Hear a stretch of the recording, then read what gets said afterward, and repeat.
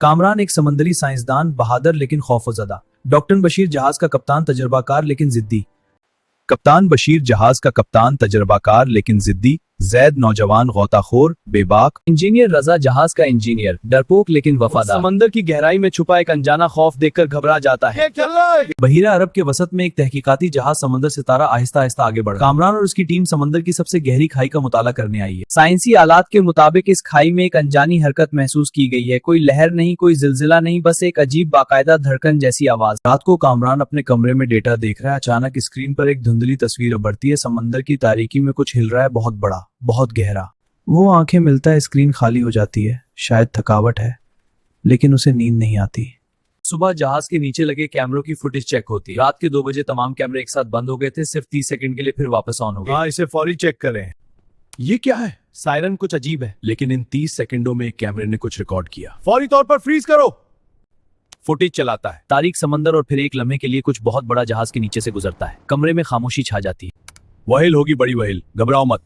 Captain, कोई भी whale इतनी बड़ी नहीं होती। जैद और कामरान एक छोटी डूबकी कश्ती में खाई की तरफ रवाते हैं। रोशनी कम होती जाती है। समंदर का रंग नीले से काला होता जाता है। 500 मीटर नीचे आवाज आनी शुरू होती है, एक गहरी लर्जा देने वाली आवाज, जैसे कोई बहुत बड़ा जानवर सांस ले रहा हो। कामरान भाई, ये आवाज कहाँ से आ रही है? जीत का हाथ कांप रहा है। अचानक कश्ती के शीशे पर एक बहुत बड़ी आंख आकर रुक जाती है। सुर्ख चमकती हुई इंसानी सर जितनी बड़ी। दोनों चीखते हैं। कश्ती तेजी से ऊपर की तरफ भागती है।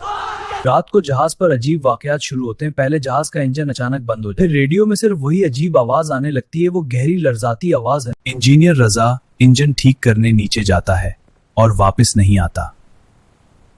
रजा गायब है। दीवार पर पानी में कुछ लिखा है लरजते हाथ से, मत जाओ नीचे।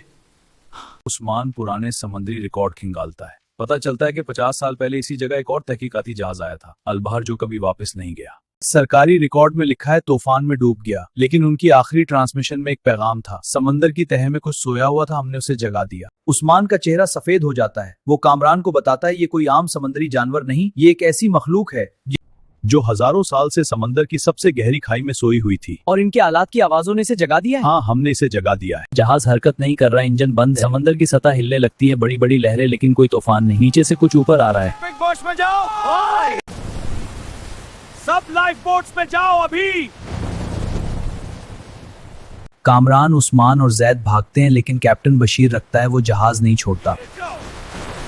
ये मेरा जहाज है, मैं उसके साथ रहूंगा। तीनों लाइफ बोट में बैठते हैं और तेजी से दूर भागते हैं।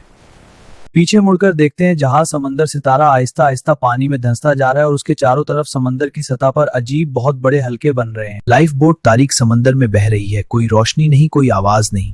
पानी गर्म हो रहा है। तीनों नीचे देखते हैं। समंदर की तह से एक धुंधली सुर्ख रोशनी ऊपर आ रही है, बहुत गहरी, बहुत बड़ी। कामरान समझ जाता है वो मखलूक इनके बिल्कुल नीचे है। मदद, कोई है? मदद, कोई है? फिर रोशनी आहिस्ता आहिस्ता कम होने लगती है, गहरी होती जाती है और फिर खामोशी। समंदर बिल्कुल परसुकून हो जाता है, जैसे कुछ हुआ ही नहीं। सुबह की रोशनी में साहिल गार्ड की कश्ती उन्हें ढूंढ लेती है। तीनों खामोश हैं। इनकी आंखों में वो खौफ अब भी है जो रात को देखा है। अस्पताल में कामरान की आंख खुलती है। खिड़की से समंदर नजर आता है, नीला, पुरस्कून, खूबसूरत। वो देर तक देखता रहता है, फिर उठकर पर्दा खींच देता है।